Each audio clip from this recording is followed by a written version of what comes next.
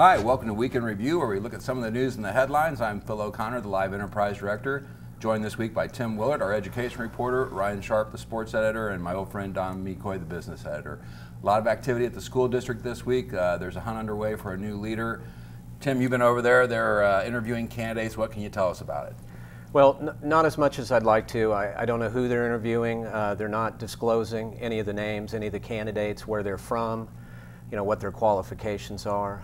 The board's looking to find a replacement for Aurora Laura, and they spent Wednesday and Thursday night interviewing an undisclosed number of candidates over at the Skirvin Hilton Hotel.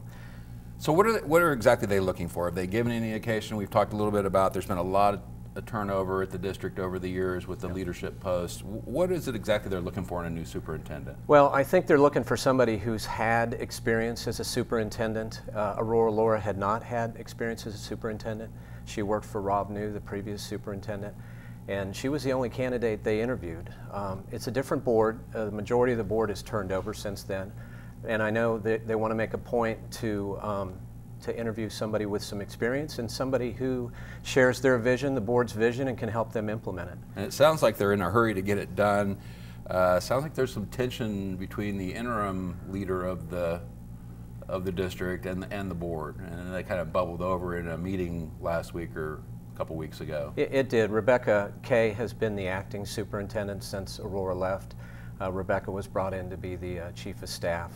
And I know there's been some tension. None of the board members I've spoken to will talk publicly about it, but it sounds like they're in a hurry to. I don't want to say everybody's in a hurry, but they're in a hurry to find a good candidate and bring somebody on so they can get started with.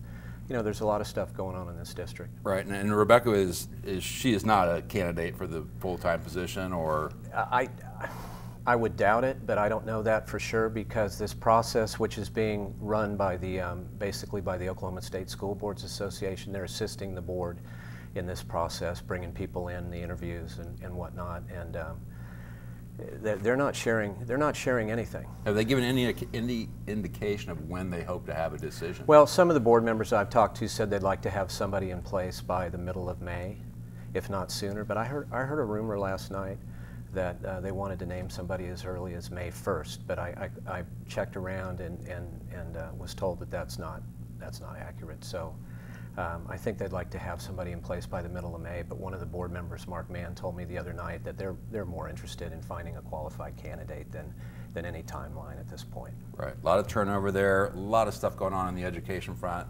We'll see how that plays out. Tim will keep us abreast of that, and we'll look forward to that reporting in the future.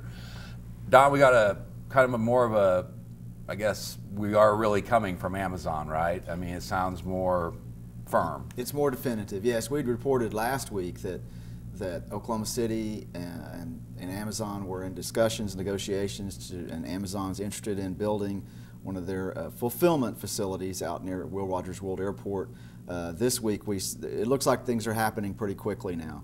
The Airport Trust has approved a lease for the next 20 years for this property out by the airport. Now they disguise the name of the company, but they describe them as an internet retailer, and there's not many internet retailers that need a 2.5 million square foot facility.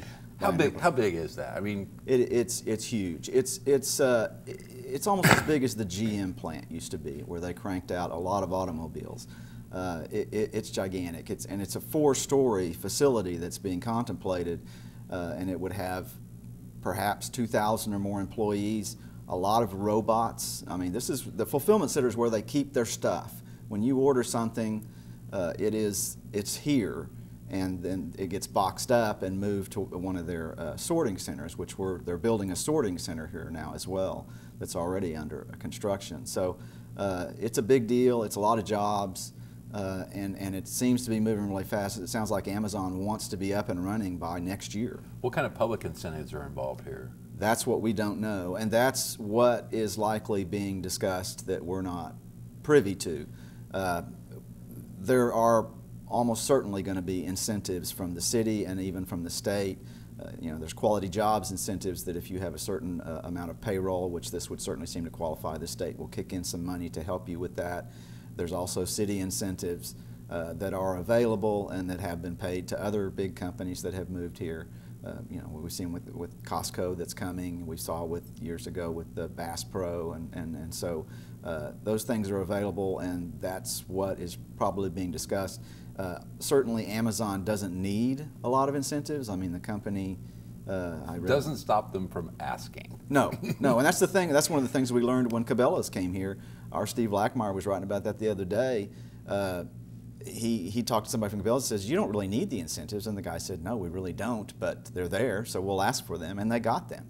So and this at a time when the state as a whole at the state level is looking at the issue of incentives and whether that economic payoff is really worth what it costs. It certainly is, and I think more policymakers and politicians are becoming aware of, I mean, we've seen it with the wind industry.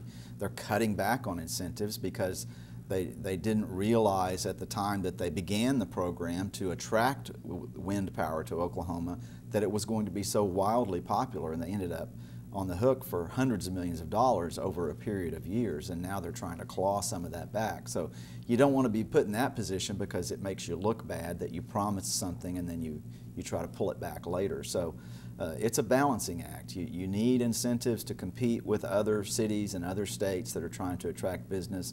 But in this situation, Amazon is building fulfillment centers like crazy. This is a company that may soon be our first $1 trillion company. And so they don't really need it, but certainly they'll take it if it's offered. And have they given any indication of when this would be built or ready to go or operational?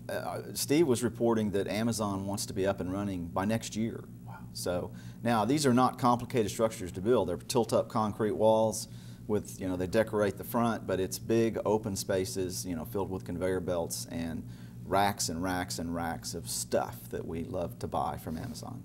For $20 more a month, I guess. That's right. They raised yeah, Amazon Prime's going up $20 next month. Right. Great story. We'll keep an eye on that as well. Great news, good news, interesting news. We got it all sort of. What do you want to start with, Baker Mayfield or the Thunder? Let's go NFL draft first. Okay. So Baker Mayfield goes #1 in the NFL draft. In the weeks leading up to, you heard anything from 1 to 5. He comes out in Sports Illustrated. He wasn't even in the conversation 2 months ago with even, I mean, there were people that weren't even talking. He was in the conversation. He usually fell somewhere behind Sam Darnold, Josh Rosen, those other quarterbacks that ended up going in the top 10. But over the last couple of weeks, you started to hear a little more and more and more about the possibility of Mayfield going either #1 to Cleveland or #3 to the New York Jets. Everything we heard, the Jets loved him. There was no chance he was getting past 5 at the Broncos. So at that point, the question is, how much moving goes on for one of these teams to try to move up and get him if they want him. So as late as Thursday, these reports start coming out from NFL insiders saying, don't be surprised if the Browns go ahead and take Baker Mayfield #1 in the draft, and that's what happens. How does that happen, though? I mean, seriously, he was not. I mean, it was Josh Rosen was going to be #1 for months and months and months, and and then it was going to be Sam Darnold, was the can't miss guy or whatever. But Baker Mayfield was never in the conversation of being the top pick until like 2 days ago. And yeah, there are going to be conversations that, I mean, you're never going to know exactly what goes on in those draft rooms. I read something last night that talked about the Browns. Of course, they've had this run of quarterback draft picks that's a list a mile long of guys that haven't really panned out, including some guys from around here, Brandon Weeden. But they don't want to be the one that missed out on the next guy. And you've got a guy that's drawing comparisons to Russell Wilson in Seattle, Drew Brees in New Orleans, and some of that's because of his stature and his height, his ability to throw the ball around. But you don't want to be the team that missed out on that. Guys like Josh Rosen, Sam Darnold, even Lamar Jackson, those are a little bit more known commodities. Quarterbacks in the NFL like that are a dime a dozen. As far as how they look and how they act and how the amount of swagger they have on the field. Baker Mayfield is his own animal, and that's become abundantly obvious over the last few weeks in how he's handled his prep for the draft. So I think when you roll all that up, you look at the production he had on the field, and the charismatic guy that he is, Cleveland needs somebody like that. They need somebody that is charismatic, has a great personality, has the production on the field. They tried it with Johnny Manziel, but there were a lot of qualities in Johnny Manziel that did not go along with NFL quarterback role. that Baker Mayfield has more of. So I think when it came down to it, you just don't want to miss on a guy like that. I got to admit, I'm glad he did not go to the Broncos. I would not have liked to have had to play Baker Mayfield twice a year. My Chiefs played them. So I'm glad. I'd rather see him in Cleveland. Yeah. But it's going to be interesting. I mean, it is. You've got to assume that he's going to start game 1. Although they're saying he will initially be the backup. That's what they say. You don't draft a guy and pay him $30-something million after his guarantees and everything to be the backup.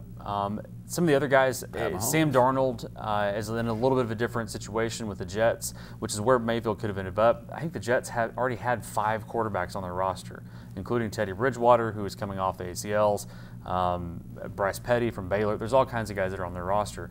The Browns, I mean, he's going to step in and have the ability to play right now. And so I think that's why they picked him. Okay, let's switch gears. Thunder, magical night the other night. Don missed it. I don't know that I've ever seen anything like that in person. I've seen games like that on TV, obviously, but to be down 25 with about 8 minutes left in the third quarter, people are hitting the exits. I actually had walked down to the concourse, and Jay Crowder hits a 3 to put Utah up by 25. I think 8:30 something left on the clock. And there were people telling the ushers, season ticket holders telling ushers, I guess we'll see you next season, as they walked out the door. And then Westbrook and Paul George became who we thought they were going to be during the series. And the thing gets flipped up on its end. And that's literally what it comes down to. When you looked at the series at the beginning, you looked at the rosters, you think the Thunder has the 2 best players on the court every game. Through 4 games, that was not the truth. Donovan Mitchell, Rudy Gobert, Joe Ingles made these guys look middle of the road for 4 games. And even though the Thunder won the first game, it was not pretty. And then for 3 straight games, Utah gave them everything they wanted and more. And at some point, something clicked. They made some adjustments on defense. Some shots started falling, which obviously is important. Carmelo Anthony was not on the court, which is going to be interesting to see what happens in Game 6. So a lot of things kind of had to fall into place for it to happen, and it just all kind of clicked over about a 8-minute stretch in the third quarter when they ended up tying the game. So we got one big game tonight. They've got to win this to make it. Does it come back to? It does. So Game 6 is tonight, Friday night in Utah, late game. If the Thunder wins, it forces Game 7, which would be on Sunday in Oklahoma City. I think it's set for a noon tip. Thank goodness. We love day games around here. And at that point, it's anybody's guess. Tonight's, if they can win tonight, you've got to kind of like the Thunder's chances coming home.